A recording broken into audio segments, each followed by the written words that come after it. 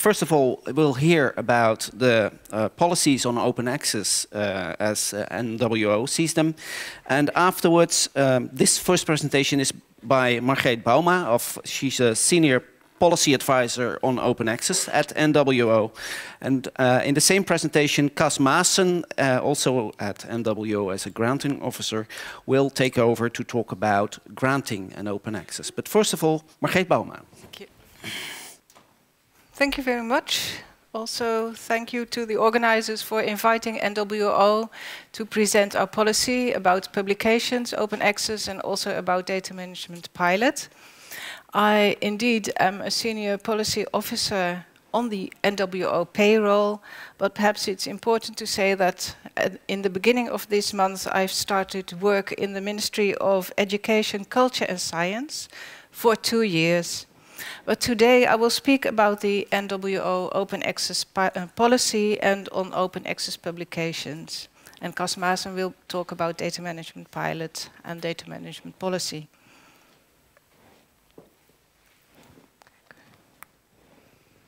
Yes, the topics of the first part of the NWO presentation are here. I will speak very shortly about NWO. I will explain about why we have an open access policy, our views, our aim. I will talk a little bit about how we came to develop our open access policy. I will point out the 2 main elements in our policy, publications and data. And then most part of my speech, which will only be about 15 or 20 minutes, I will talk about open access publications and finally about the wider context, open access and the near future. NWO is the major public research funding agency in the Netherlands. We work for all academic disciplines, perhaps I should say scholarly disciplines. There are about 5,600 projects running every year. Our present budget is about 700 million euros, and by far the larger part of the NWO budget is spent on funding research projects and research infrastructure projects, and about 1/6 of the NWO budget is for basic funding of our 8 research performing institutes. The research institutes of NWO work in very different fields, for instance in astrophysics, in solar fuels, in criminology and in marine research.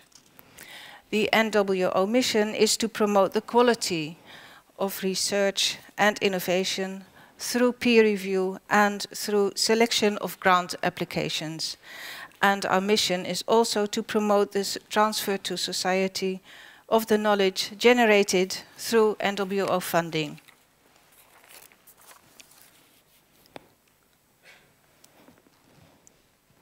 Then why do we have an open access policy? Our view is that NWO as a research funder has a task, perhaps even a moral task, to contribute to better science, to an acceleration of Dutch economic and social developments, to a more efficient spending of research money and to an improved transparency of research. The main aim of the NWO open access policy is to optimize the communication of research results towards science and to society. So we aim at a wider and a faster spread of knowledge from research to all worldwide. With regard to open access, we consider the present system of subscription journals as too expensive. It's not efficient, we think, and it is not sustainable. So how did our open access policy develop? Our first starting point in 2009 was to refer to the Berlin Declaration on Open Access to Knowledge in the Sciences and Humanities. That Berlin Declaration was signed by NWO already in 2005, and it was also signed in the same year by your own university, by Professor Hans van Duin. Our second starting point for our policy are the statutory tasks of NWO. They are quality promotion and knowledge transfer to society. And the third starting point is the view that research results acquired with public money should be available for the general public. It may be called a human right of everyone to profit of the advancement of knowledge. Now about our definition of open access. What do we mean by open access? We mean online access at no charge for the reader or other barriers to peer-reviewed scholarly publications and to research data, for reading the material and also for reusing it. The two main publishing business models, I expect that you know about them. It's Open Access Golden Road, Open Access Green Road. Open Access Golden Road means that publishing costs are covered by authors or their funders, and there is immediate access to content. Open Access Green Road is that manuscripts are deposited in repositories. Usually that means delayed open access to content. In 2010, the NWO open access policy started, and 2 incentive funds started too. And in the NWO subsidy regulation, a paragraph was added about open access.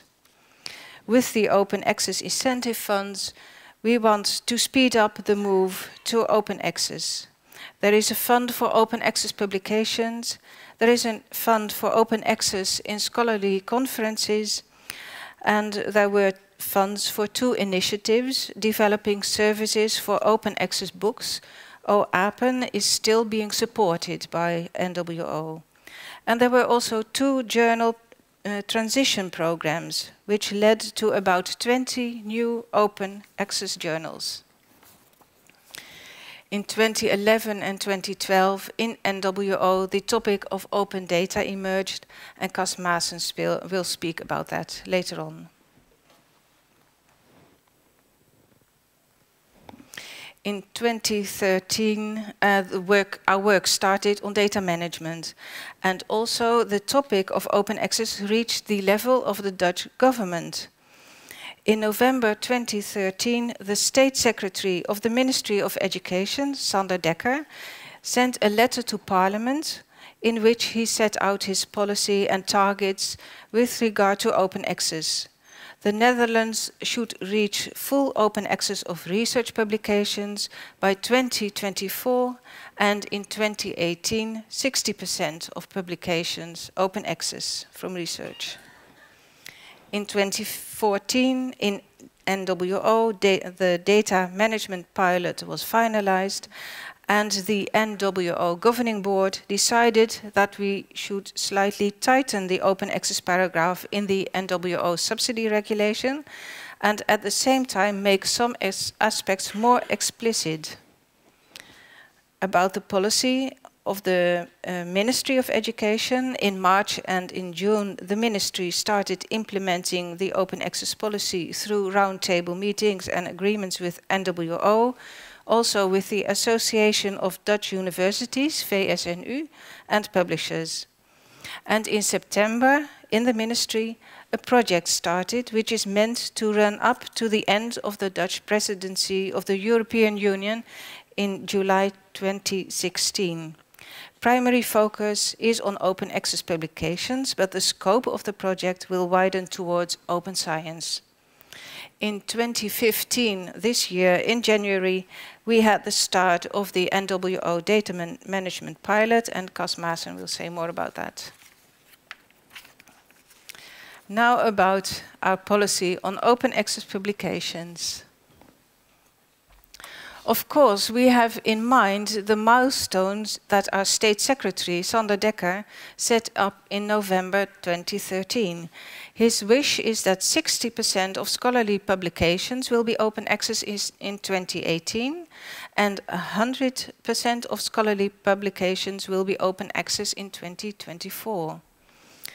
Our first point is in our policy, and this is really important to recognize, Our first point is that researchers who receive an NWO grant are free to choose in which journal they want to publish their articles. It is very important to recognize this. Understanding this may help to blow away some mistaken ideas about what NWO is doing. We are not doing awful things, we are here to serve the Dutch excellent research. In August last year, it was decided that the open access policy of NWO will be more explicit. We are still in the process of considering the details. And while doing that, we also take account of the progress that VSNU is making with publishers. The Springer deal is about APC's article processing charges and subscriptions and offsetting those two business models. Dutch university researchers may publish in Springer subscription journals without having to pay for APC's article processing charges. And this is a step towards my second point, and that is about costs. If a journal puts up article processing charges, it is already now the case that the researcher may apply for subsidy from the NWO Incentive Fund Open Access Publications. For every NWO project, 5,000 euros is available, and that will be changed very shortly into 6,000 euros. In the new policy, it will be expressed that if you have more APC costs, you may use the material budget of your NWO project.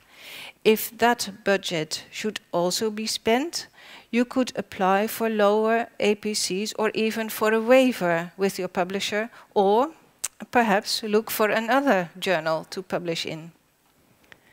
My third point is about the golden and the green road to open access for your articles. About the golden road to open access, for NWO, the golden road is the preferred way to open access because it means immediate access to content without any embargo periods. So that, to our mind, is the best road to open access. It is likely that in our extended open access policy, NWO will strongly advise you to deposit your open access Golden Road articles, published version, in the university repository or another public repository to make sure that the article will still be there independent of economic situations of publishers. Now about the Green Road to open access. Green Road means offering access to content by depositing an article into a repository that has already been published in a journal with a subscription-based business model.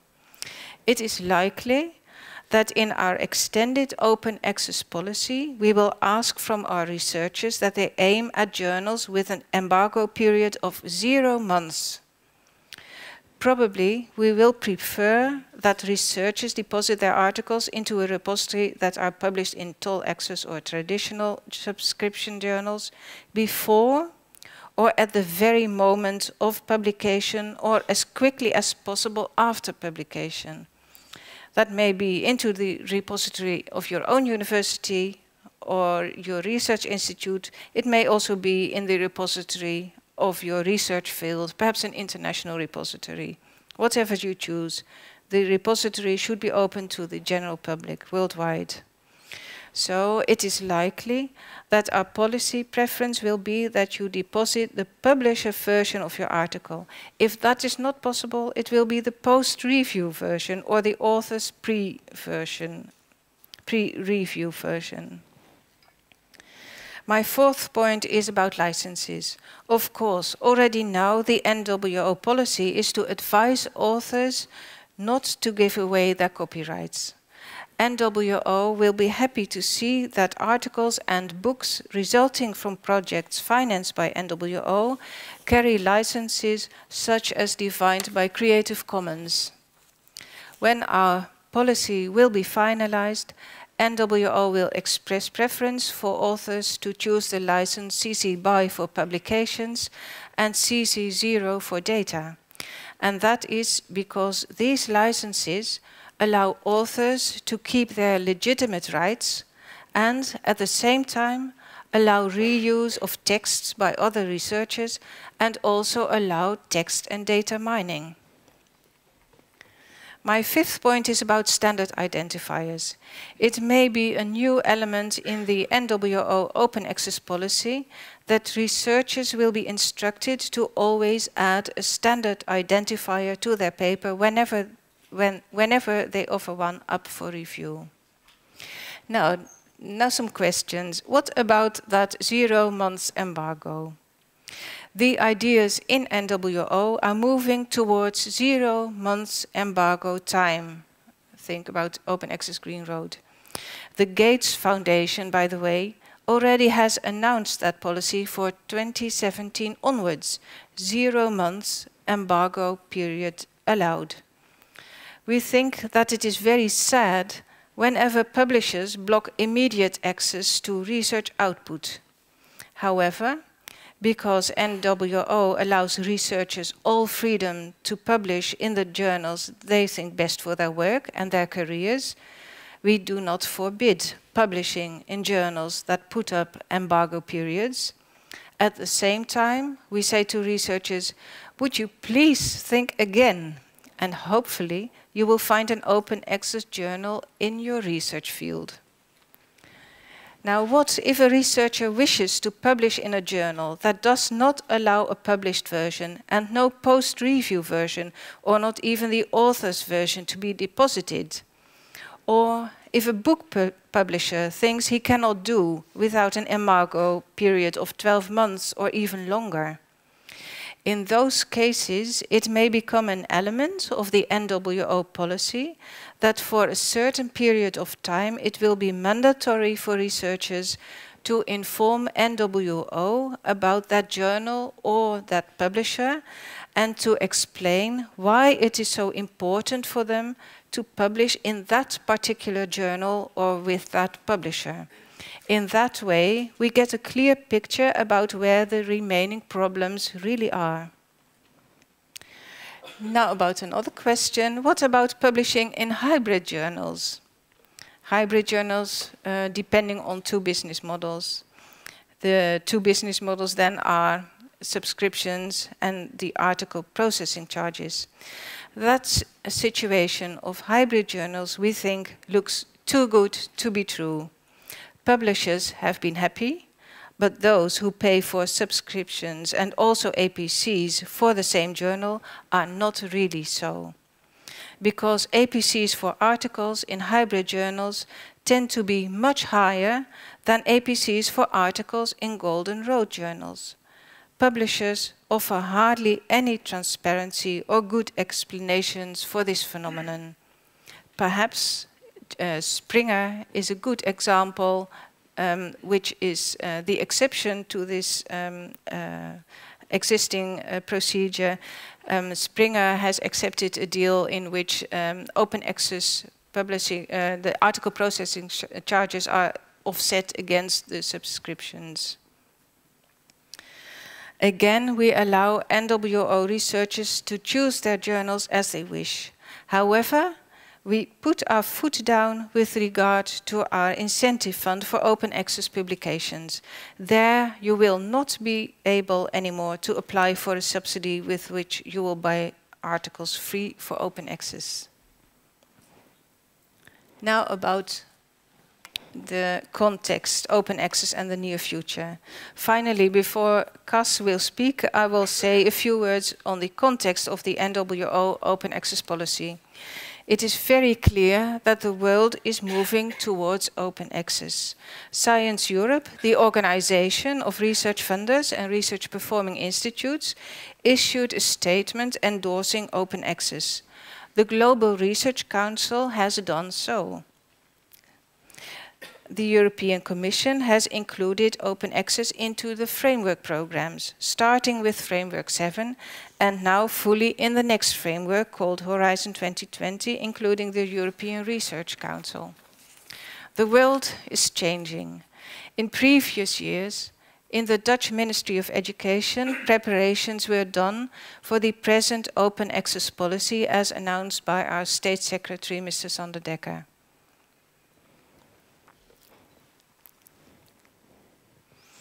I would like to conclude with a reference to our website. On the NWO website, you may find the dossier on open access and information about the 2 incentive funds that we have and about the pilot on data management that started in January. This afternoon, you may wish also to listen to the chair of the NWO Governing Board, Mr. Jos Engelen, in the panel interview. It was he who already in the Open Access Week of 2010 said, "For research, open access publishing is a compelling business model. Opposing it is a waste of time."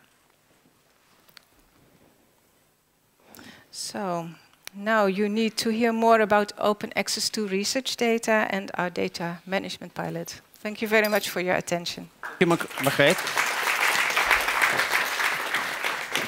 Just for now, we will be taking questions and remarks after both presentations, if you don't mind. Okay, thank you. Cas Maessen. Okay. Ladies and gentlemen, my name is Cas Maessen. I'm coordinator granting and procedures at NWO.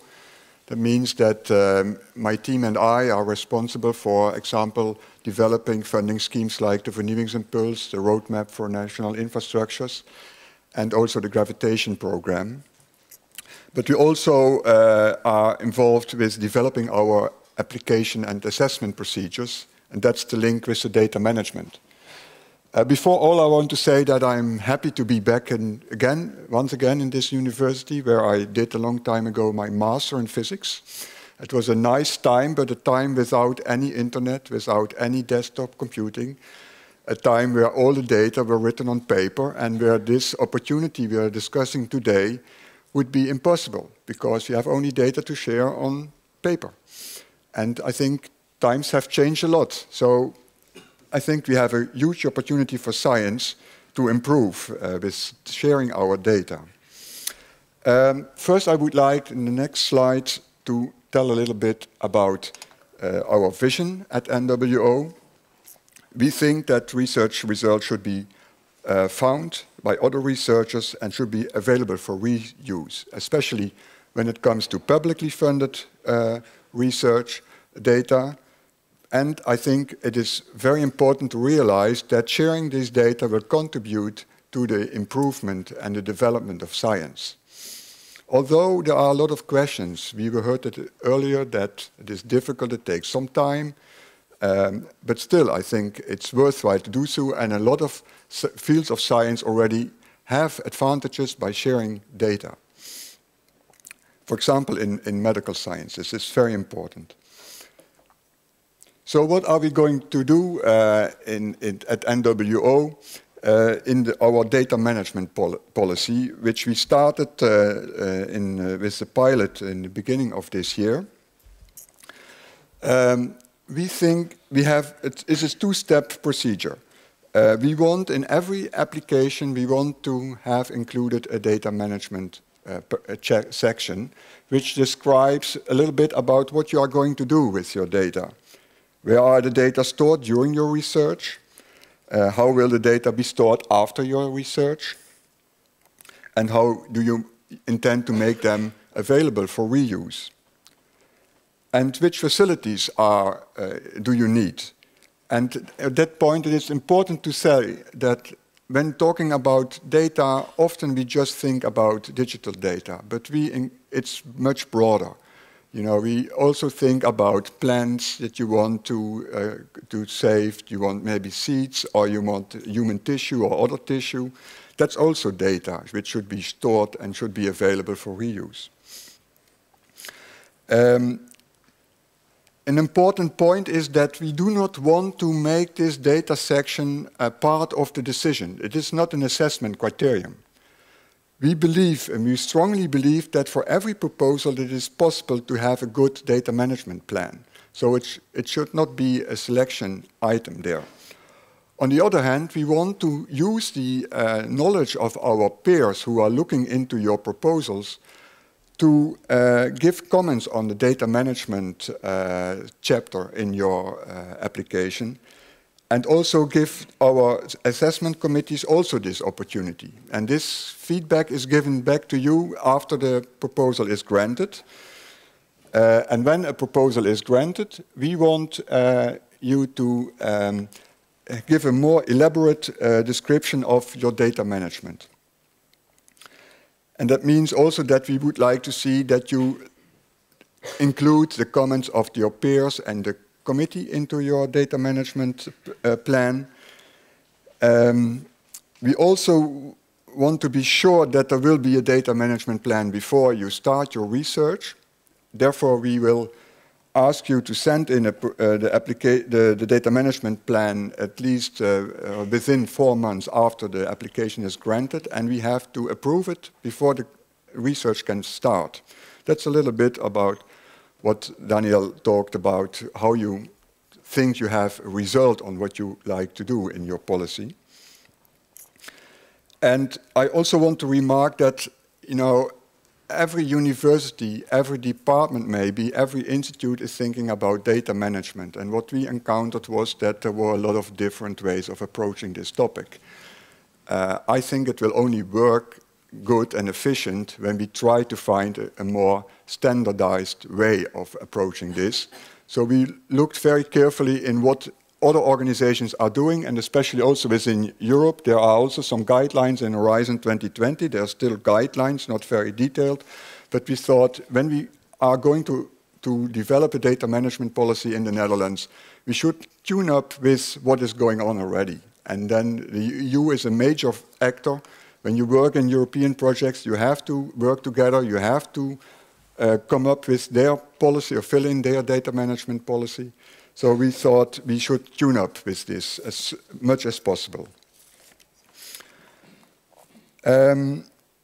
So we started the pilot in the beginning of this year, and we selected a few of our funding schemes for this pilot. Most probably this will be the funding schemes which we will use. It will give us an opportunity to have an overall insight of all fields of science, what is going on in the field of data management. What problems are researchers encounter? How do they solve the questions about where to store the data and so on? The most important program is, of course, the Vici program we have here, which in general has 250 applicants from our young professors, let's say there, from all fields of science. But we hope by following these, using these funding schemes in our pilot, that we have a good insight on what's going on, so that we can improve our policy and then introduce into all our funding schemes. And this will be, let's say, our time. Why is it not? Okay. Time is scheduled, so we will evaluate the pilot somewhere at the end of 2015 and also during 2016, and then prepare for introduction of the data management policy in all our funding schemes. An important question in our data management policy is, of course, the storage of data. And we already discussed this a little bit, but there are several levels, and it depends really on each research fields which opportunities there are. Some research fields have international repositories. They are already available and used by many researchers in the field. And when you decide to store your data there, your data management plan will be approved by NWO, and it will be quite easy. There are also national repositories, like the DANS repository for social sciences and humanities, especially, and the 3TU data center, which also gives opportunities to store data in a secured way. This, when you put on your data there, it will be, the data management plan will be approved by NWO. And then it might be that you have some more institutional repositories. And in principle, we will also improve the data management plan there. And then, of course, you come to a field of data storage where we really would like to discuss with you whether that is wise when you think you could store your data on USB sticks, CD, external hard drive, and so on. Because we want to ensure that it is stored in a safe way, in a durable way, and that is not the case when you use your USB sticks. During my PhD in physics, I did it on floppy disk, but that was the time where the desktop computer introduces itself, and nobody was thinking about how to share your data. But I think, we have to learn from this. So storing during your research means that you have to look for storage capacity, that you have to ensure that there is a data backup from your data, and that it will be saved secure, and also that you already start of thinking on the metadata, or not only thinking of, but defining them, because doing that at the end will be impossible. That is also the reason why we would like to ask you to write the data management plan before you start your research, because that's really necessary. You will never be able to find data which are not have any kind of metadata and documentation of the data. And after the research, we would like to have a long-term storage of your data. The VSNU code says at least 10 years. Daniel takes only 7, so he has to improve a little bit there, I would say. And that also a very important point is the sustainability of software. I think that would be even more major problem in the next future than storing your data. Storage capacity has no limits at all. We can even go to Iceland, and because they have good cooling opportunities there, to make huge data center. But sustainable software, so that after 10 years you are still able to read your data, that is really a challenge for whole community. And of course, we want to use your data or the data for other, make them available for other researchers so that they can use them. So it's also important to think of what I am as a researcher going to do that another colleague of mine is able to use my data and to improve the science. So as you want to use the data from other researchers to improve your own science results.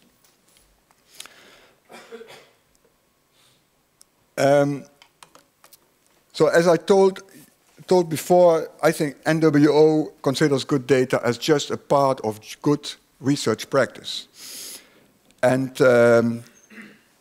we discussed this policy already for several years, and we encounter that in some fields people are really aware of what is going on and that they need to store their data, especially in those fields where they use large data, like in astronomy or high energy physics. The number of data are so huge that they have to make good arrangement of how to store their data. But in other fields, it's not the case. So increasing awareness among researchers is very, very important. And also we realize that the researcher might need some support in setting up a good data management. So our information analysis or librarians, they should know and should be able to help you with this. And for many universities, we have developments that they are really working hard in coping up with data management and how they can support their research community. And we think that each research field should be free to develop their own way of data storage, because it's not the same method works for every research field. It really depends on the development. As I told you, astronomy already for a long time has international databases and they share their data openly. It's very well arranged. But other fields are not yet so far, and they have maybe to develop on the local institutional level databases where they can store their data. Of course, we want to stimulate cooperation between disciplines, because also research is increasingly multidisciplinary, so you have to combine data from several fields of research, so it would be very helpful if you also could use data which were produced somewhere else. And it needs, of course, investment in knowledge at the libraries, but also knowledge at the research community. We have to invest in support, and we have to invest in infrastructure. So where is NWO in all this? We are trying to stimulate the awareness among researchers about the development, that it's important to develop a good data management practice. That's why we also now start with data management in our applications. But we also are already for many times stimulating a joint effort in there. We have several discussions with representatives from institutes, from universities, on several levels, especially with the libraries, where we really discuss how we can make a joint effort in this supporting. Because the first time I really remember very well that we met together, that every university was doing its own thing. And they were not sharing their information about what they want to develop in the field of data management. I think that changed a lot during the last years. Many universities now exchange information, think together on how to solve problems, and I think that's a good thing to do, because data management, you know, what makes a difference between a PhD in physics in Eindhoven and a PhD in physics in Utrecht? But it looked like they were developing very different types of data management policies. I think that is now changing. And so we consulted all those parties and brought them together in order to develop a more uniform way of approach for data management. And NWO also supports the dance and surf community, also financially, and we work very close together also with dance, especially because during the pilot we have to find a way of how we can assess all your data management plans. And as I told you before, it depends on what you are going to do. When you intend to store your data in an international repository, that's no discussion. We can just give you, we agree with your plan. But when you want to solve your problem on your own, then we have to look into what you are going to do and whether it is really a secure way of handling your data. So I just studied physics a long time ago. I'm not a specialist in information. So we need then specialists who are able to judge this. So I really would hope that you are not intend to solve your problems by your own, but use the possibilities that your research community already has in place. And I think very important is also that NWO has decided that the costs for data management and data storage are eligible for funding from NWO funds. That's, I think, important also that we want to contribute financially in this development.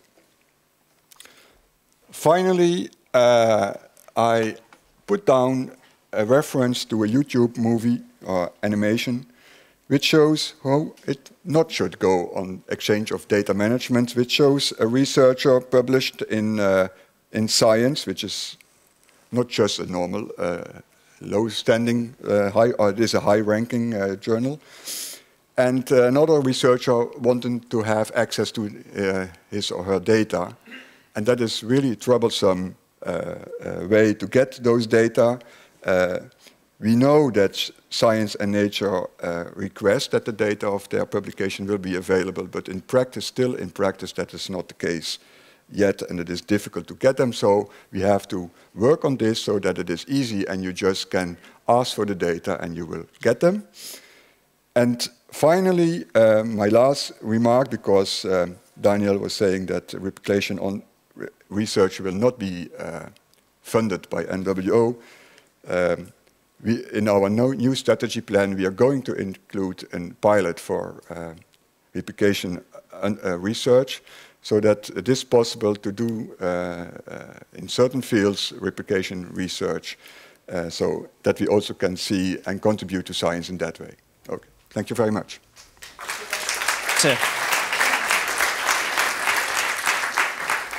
I noticed something funny. Your email address is with a K. Yes. Why is that? You're not. It's a long story. Okay, but it's a mistake, but you kept it. Okay. It's a mistake. Something like that. The K is okay. The K is right okay. yeah. K.Maassen at NWO. NWO.nl. Margreet Bouma, would you please join Cas, because we are going to have some questions and remarks from the audience, I hope. Who would like to take the mic? Yes, please. Would NWO, what about open science framework? Would you approve that as a place to store your data? Just also as a bridge to the previous presentation. I guess yes, but I'm not sure, I'm not aware of it. We have to look into this program. But when it is a trusted repository where they make, where the data are openly available, where they have a good system for metadata, then it will be accepted. You know, the pilot is learning by doing. It's learning for us, but it is also learning for the research community. And we want to develop together with the research community this data management policy. So in general, we would like to follow the developments in the field and what they choose, which data are usable for reuse also and which should be stored. So it's up to the field until now. But we want, and we will see what comes out. So when everybody contributes and it is seriously done, then there will be no point. But when researchers just say, okay, I have no data, but we are convinced that you have data, then we have a discussion and we will see how we can develop this. Okay, thank you. We had a question up here and perhaps some more. No, I wanted a small clarification. In the definition that Ms. Bouma gave on not open access, but essentially open access publication, it said that it should be available to peer-reviewed journals for free, of course, for the reader. But then when to define the golden road and the green road, where at the green road it was explicitly stated that university repositories are also fine. So I would like to have the NWO, the current NWO policy clarified.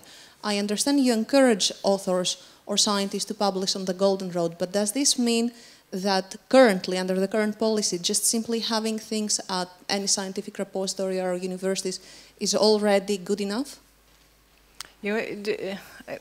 Just to check whether I understand you correctly, well, a golden road is preferred by NWO, but we also accept open access to the green road, which means depositing articles or books into repositories of your university or your research field. So both roads are possible at this moment, and they will be possible also in the near future.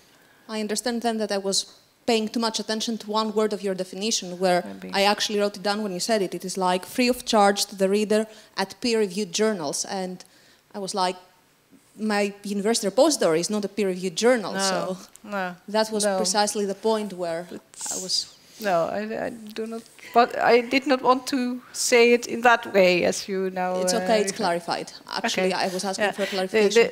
The main thing is for us is that data and publications, that they can be read and also can be reused by others.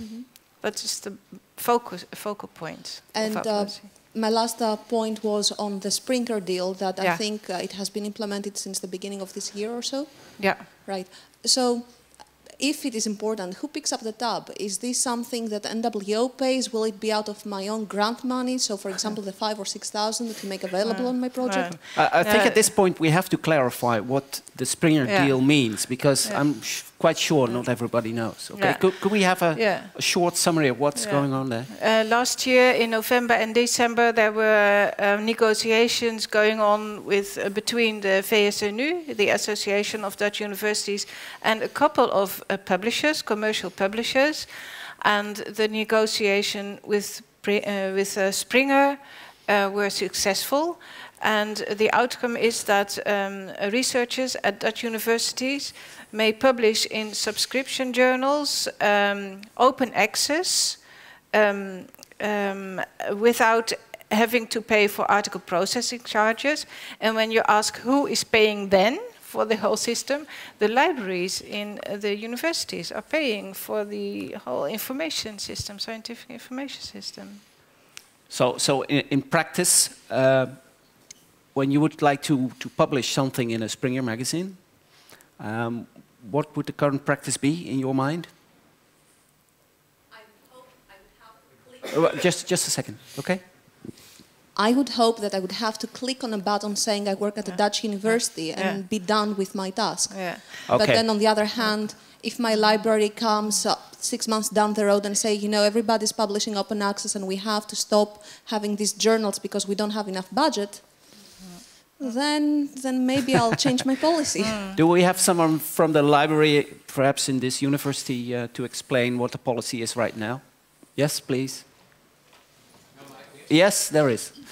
I think there's no problem here. There is no limit to the number of publications in those Springer hybrid journals. It excludes the Springer really open journals and also excludes the Biomed Central journals. But in the Springer hybrid journals, there's no limit to the number of publications authored by authors affiliated to a Dutch university that's in that deal. That's all Dutch universities. So there's no problem there. No worry about the library is not going to pay. And indeed, if you submit to Springer, you just get a screen where it says, confirm here that you are from a Dutch library, and then your article gets into process for reviewing, etc. And all the while, Springer is checking with libraries in the Netherlands whether you are really affiliated to that university, and everything will be taken care of. Okay, I see a happy face here. Other questions? Yes, please. Just a second. Yeah, no, it's all right. I have a question about research that has already been concluded, and important research which is for reuse very important to other researchers. I'm not sure if there was a grant or not. Is there any subsidy from NWO for this type of data? For data or the publication? The data. We do not have funding schemes which allow which fund the data management costs for research which is already finished. So it's in the new research applications, then it is possible, but not in the old ones. Okay. I'm sorry. I thought maybe because open access was being stimulated so strongly that important research from the past would also get some funds, but I will think about this. But yeah, you know, it's like at the university also. It's at the moment it's a zero-sum game in the Netherlands. So when we spend some money on the other on topic A, we can't do anything on topic B. So that's always a difficult question. But I think it's a good remark that maybe we should think a little bit about if we have possibilities for this. Some more? I have a question myself. You mentioned the handing over of a data management plan is not something to be evaluated during the competition. Is that correct? Yeah. So what happens if someone makes up a crappy paragraph? Doesn't take any care to explain what he or she is going to do, but is awarded a grant? Yes. What happens next? The next step is that he has to write down a data management plan. Yes. He has to elaborate on that.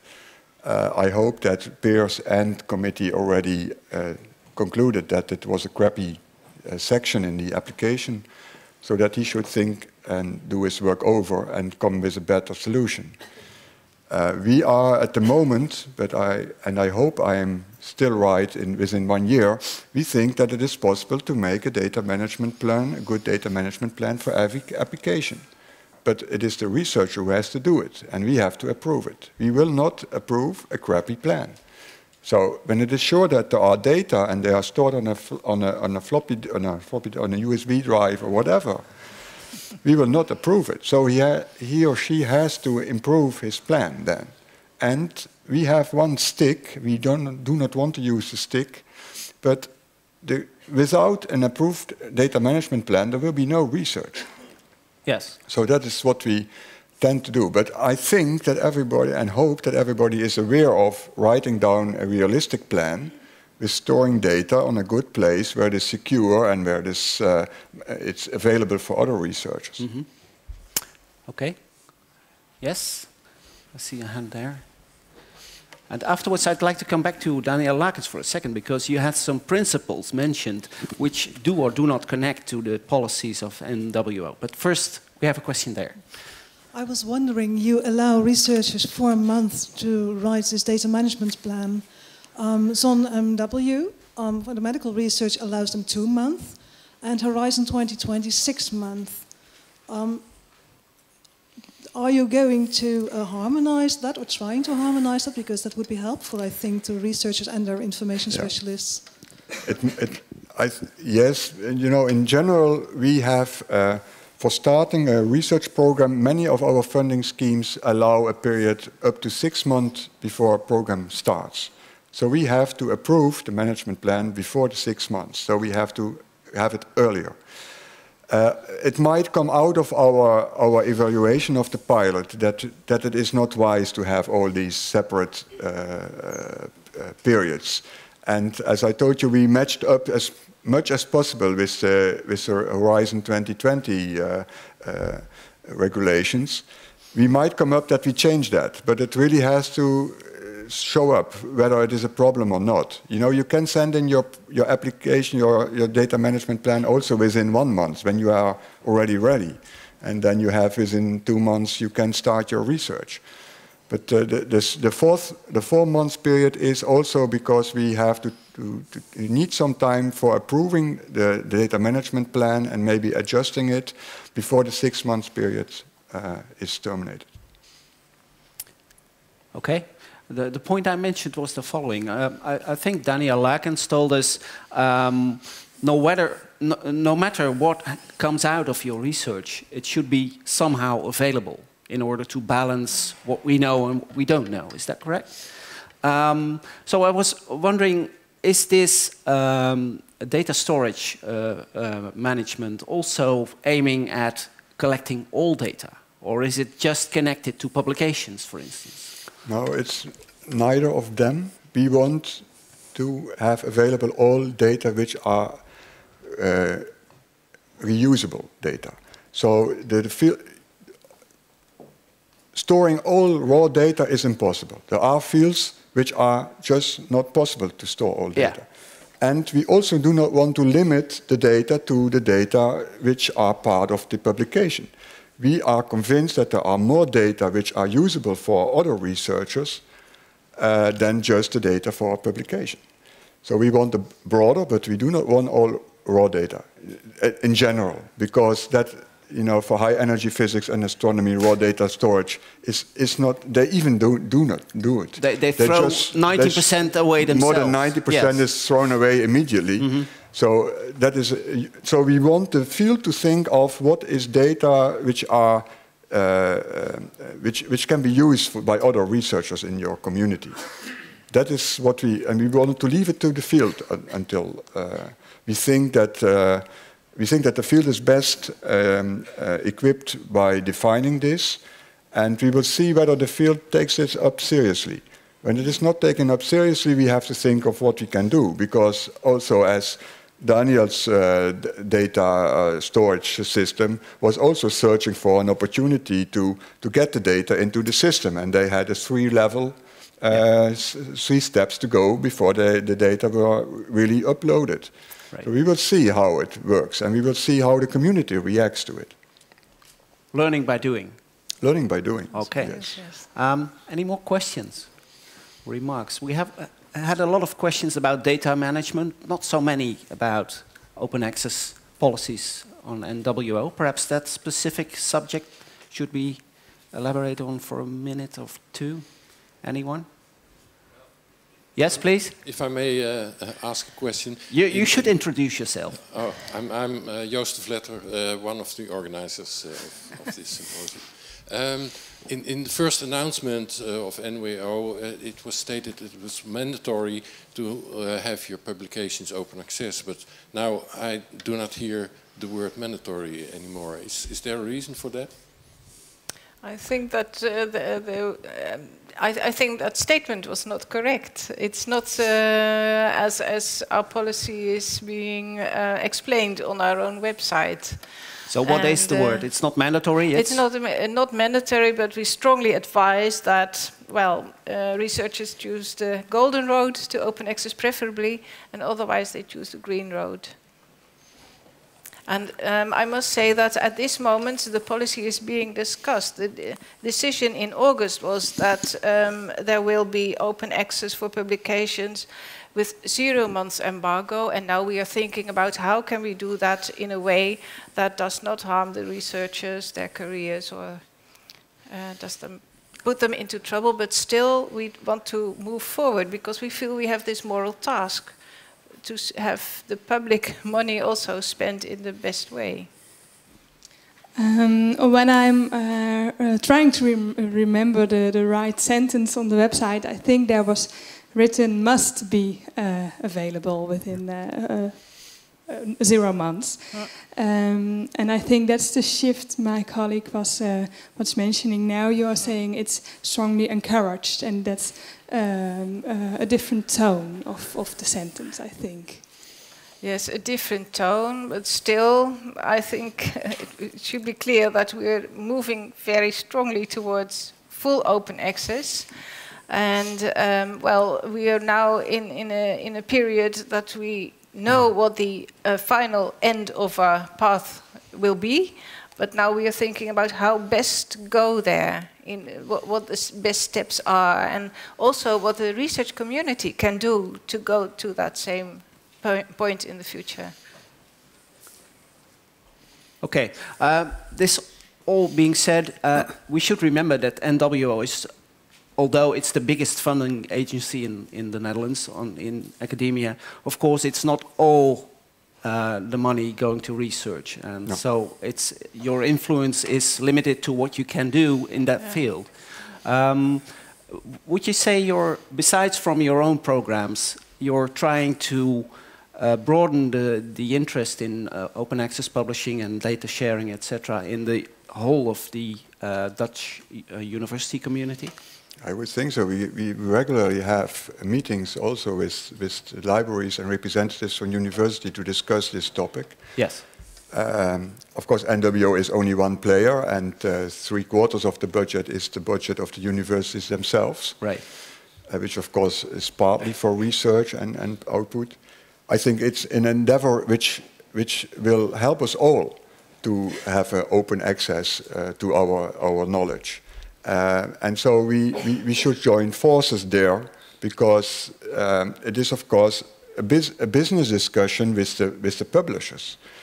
And I think the Springer deal shows that also publishers are moving quite fast now. Yes. And we see also internationally, in the UK, for example, and also other countries who are working very hard on open access policy.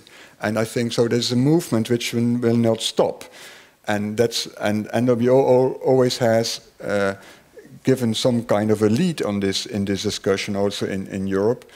I think that we make now really progress, and that's also why we have some vision where we want to go to. Mm-hmm. But we do not want to harm the science community. You know, we could not make it possible that for Dutch, or impossible for Dutch researchers to publish in Nature. That would be, you know, killing for the Dutch science community. So that's why we are now a little bit, we want to go there, but what is now a way which we can still stimulate our research? Yes. Okay, that's one of the subjects we'll be discussing this afternoon as well, perhaps even with Jos Engelen of NWO, the chair.